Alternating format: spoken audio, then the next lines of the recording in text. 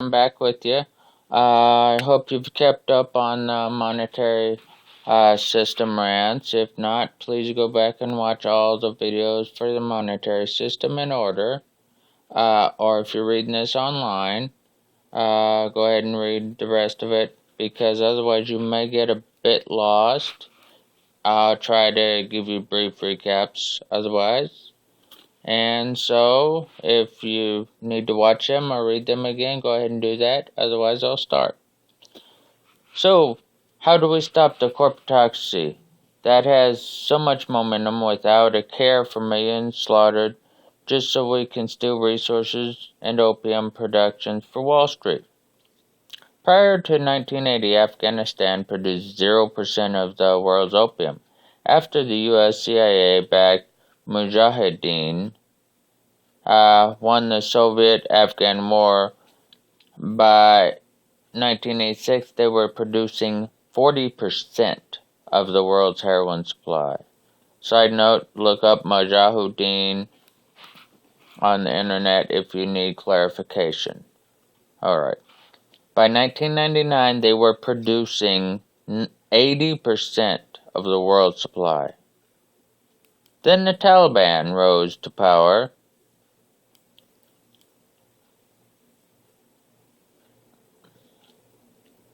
And by the year 2000 they had destroyed most of the opium fields and production dropped from 3,000 plus tons a year to 185 tons a year, a reduction of 94%.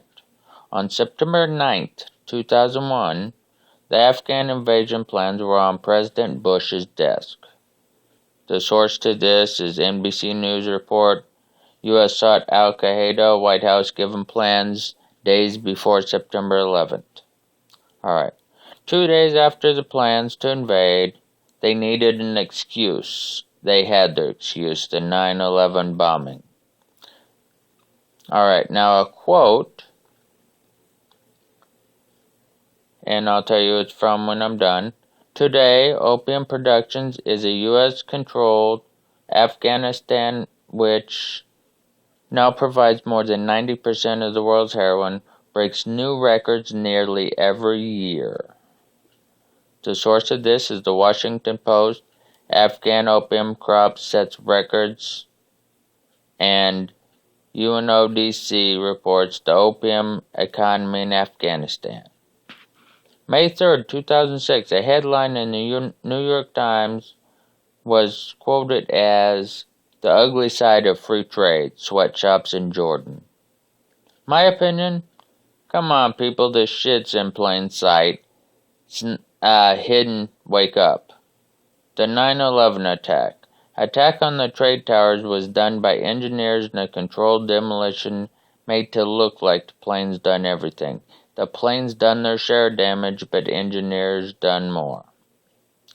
How do we deal with this Trilateral Association, Council on Foreign Regulations, Bilderberg Corp., undemocratic groups, and others? These groups behind closed doors hold meetings to control, manipulate the monetary, political, social, and environmental elements. In order to stop them, we first have to find the true source. They are not the true source, they are the symptoms. My opinion, that's a very scary thought.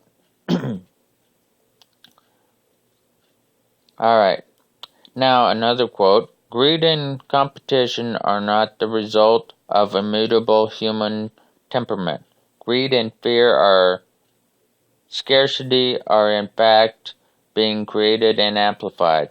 The direct consequence is that we have to fight with each other in order to survive. That's a quote by Bernard Ladier, founder of the EU currency system.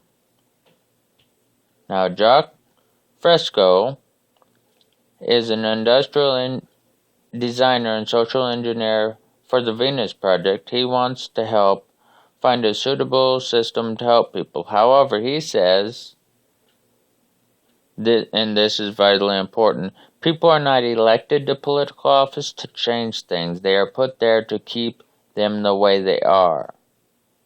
Communism, socialism, democracy, free enterprise are all basically the same. All are corrupt.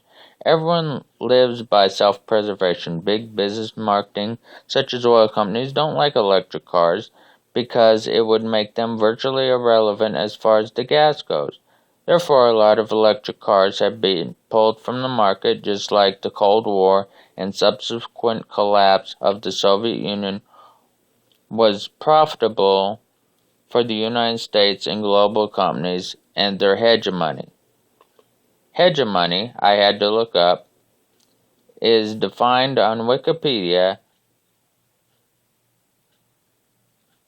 as hegemony is a political, economic, or military predominance or control of one state over others. Now, going on, you can further look up hegemony on Wikipedia. It's Hegamony. Just like religions are built to make people feel guilty for their inclinations, and certain beliefs are the only ones take, such as Muslims, Catholics, Buddhists, and everything.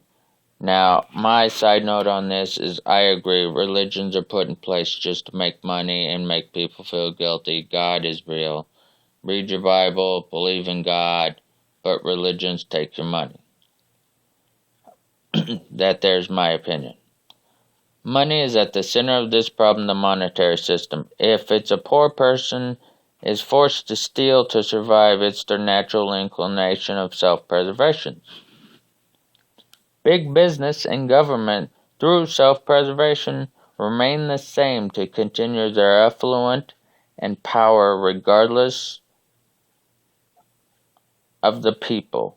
The problem is largely rooted in the money. The monetary system, Federal Reserve, was put in place by the Jewish people. Andrew Jackson, oh, by the way, this last part's a side note on me. Andrew Jackson was the only president in U.S. history to pay off the national debt. Abe Lincoln also started the greenbacks to have a source of income that was not created out of debt. What happened? Andrew Jackson, he solved the problem, only they created a new one, went from the central bank to the Federal Reserve. Abe Lincoln, he freed the slaves. I believe he was ordered to do that. He created the greenbacks, which would have worked, except shortly after freeing the slaves, he was killed. Do I believe that there was a correlation between him being killed, freeing the slaves, and creating the greenbacks? Yes. I believe he was ordered, probably threatened, to free the slaves to create a worse problem by the Jews, which is what we have today. And then, when he started with the greenbacks, he was killed because he was trying to help. Am I right in that? I don't know. I wasn't there. It just makes logical sense. There will be more on the monetary system soon. As I learn more, I will inform you.